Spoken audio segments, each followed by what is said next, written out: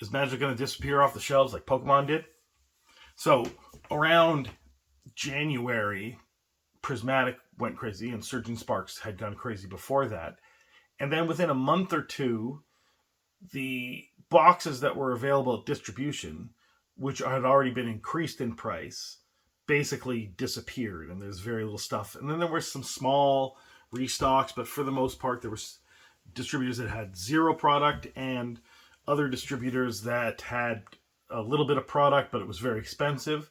And then stores started to have nothing on their shelves. And there's very few stores these days that have Pokemon product on their shelf after release day of any given set. And there's some stores like mine that haven't had Pokemon since Prismatic Evolutions. I did order in, older Scarlet and Violet sets, and then those disappeared, and it was, too expensive to order those, so I went on to other stuff. But you wouldn't expect this to happen with Magic. However, it's kind of happening, but in a different way, because Magic the Gathering has a bunch of different types of SKUs. Pokemon does, but they're not different product lines, really. They're just booster packs in another form. Whereas there are different kinds of booster packs for Magic the Gathering, at least two kinds nowadays: play boosters and collector boosters. There used to be draft, set, and collector boosters, but draft and set were melded into play boosters. And then there's commander decks, and then there's there's starter pack decks or starter packages or whatever, and there's just a bunch of different things that you can buy from Magic the Gathering, including secret layers and other products. So the products don't necessarily disappear as quickly because they serve different needs, but also Wizards of the Coast has a different reprint policy than Pokemon does, in that because more people are playing the game of Magic, a larger percentage of the people that buy Magic product also play the game than do people who buy Pokemon product. Wizards of the Coast, needs to keep product available on shelves so that people can play the game, and therefore drive more sales, which is why Wizards of the Coast or Magic the Gathering, sells so much product, is because people need it for the game, as well as for collecting, as well as for investing, as well as for flipping or scalping or whatever, right? So that's the purview of what was the draft box, and even you could argue the set box, and now the play box. So those things stay continually in reprint, and there isn't really a limit to how much Wizards of the Coast will make of that and continually send it back to distribution and make it available. There is a limit on the collector booster boxes, and that limit is now much smaller than it used to be. So it was the case maybe previously that there might have been reprints on collector boxes, although they were probably small.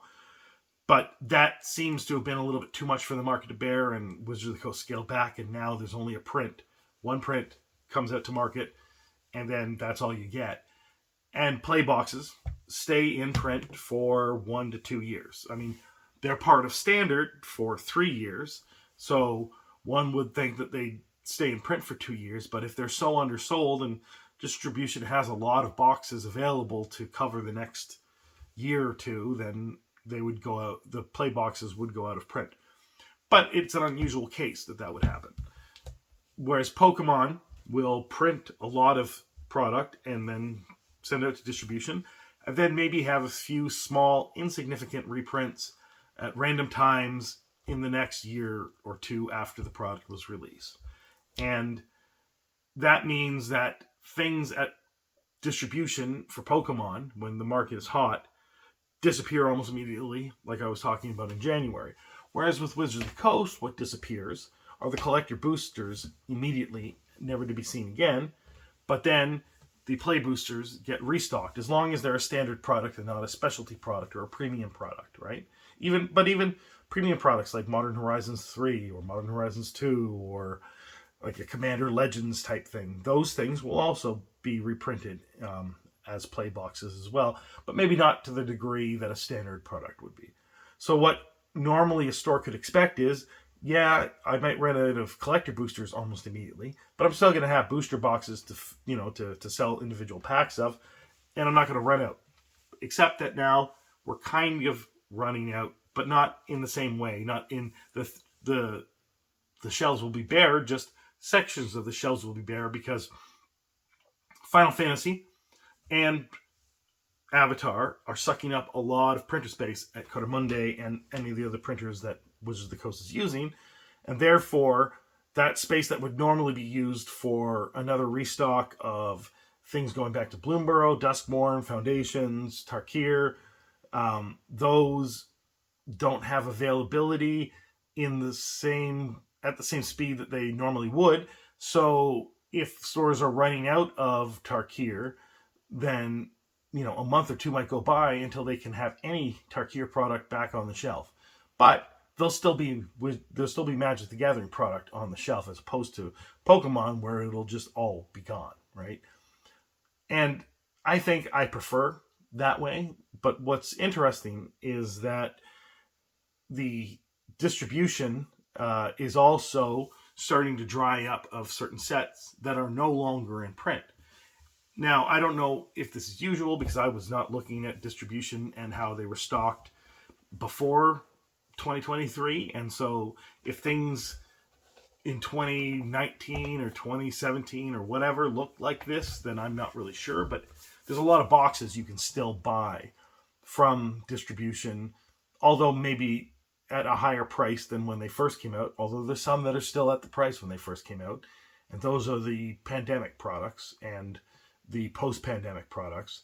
But you can go back as far as, I think Ixalan is the oldest box you can probably get from distribution at this point.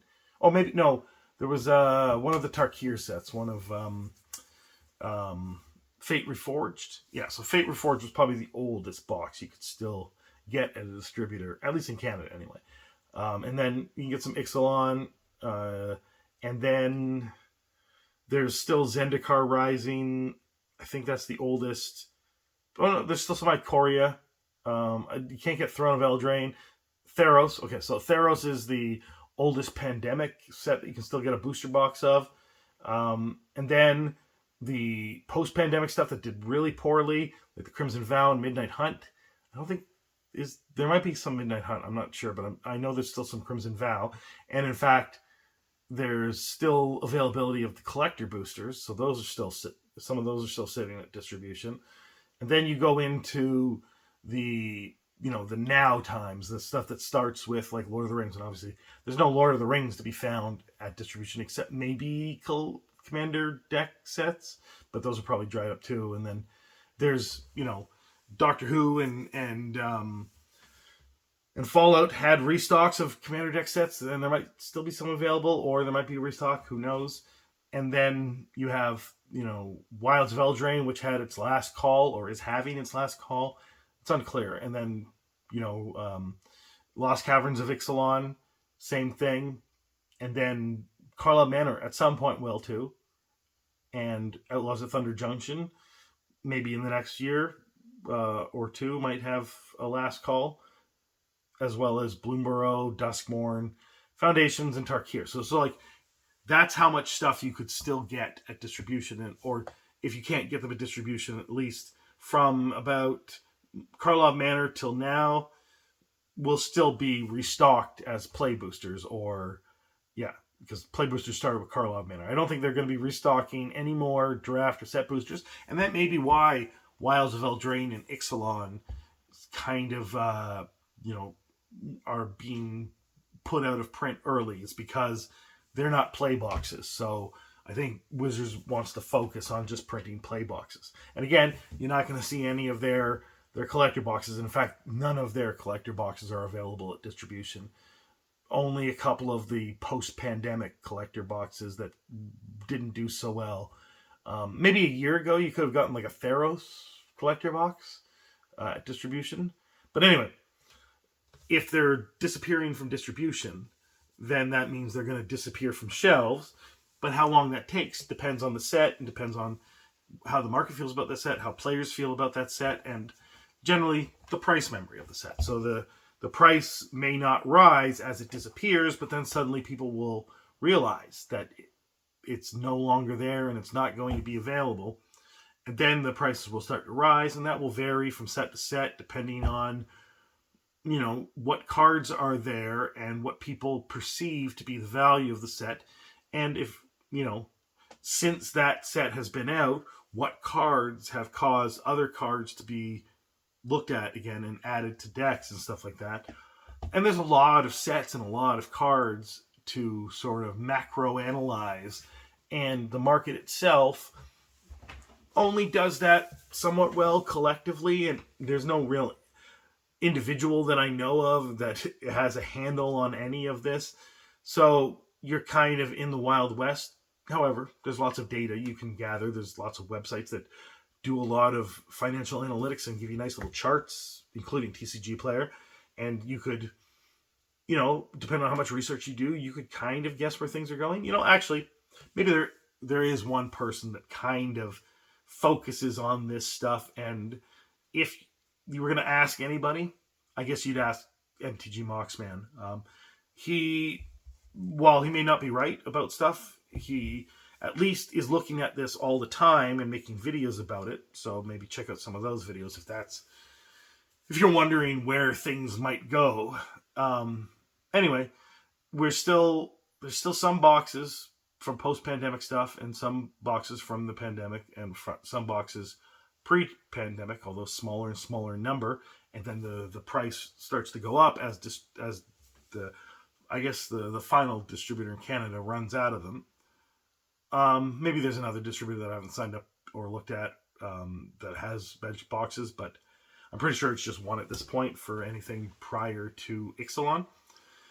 And, at some point, even the Karlov Manor, Outlaws of Thunder Junction, Bloomborough, Duskmorn, and Foundations will go out of print. Although Foundations, probably, I think that Wizards of the Coast will keep re-upping them for at least 3 years, if not 4, probably not 5. But they'll be available on shelves probably for 5 years because they've been selling quite well, and there hasn't been a huge dump and a huge loss in value. But, if the market shifts, then maybe that does change, and maybe that does cause Foundations to go out of print, or at least them to rejigger Foundations and make a Foundations 2. Take out some of the cards, put in some new reprint equity, and you've got a Foundations 2 that, finishes the last 3 years of the 5 years that it's supposed to be in print and in standard. Maybe that can satisfy sort of what they said about Foundations, that it would be out for 5 years and part of standard. But, it's interesting that things are starting to disappear now, because when I first opened my store, there was a lot of stuff available and a lot of stuff going back a long time, and that stuff is slowly drying up. And it'll be interesting to see what it's like after a hot market and when product has disappeared, and whether, maybe it takes longer than Pokemon to completely dry up and disappear, and then we've fully moved into a new era. But that means, to me anyway, that a lot more product is moving than in Pokemon. A lot of product moves at a very quick pace, like on release day for Pokemon. But for Magic, I think it's more of a even more product over time. And I don't know. I guess if you think that boxes are going to disappear, if you think that boxes are going to rise in price, or maybe even certain card singles are going to cause this, or something else is going to cause this, let me know what you think in the comments below. Thanks. Have a good day.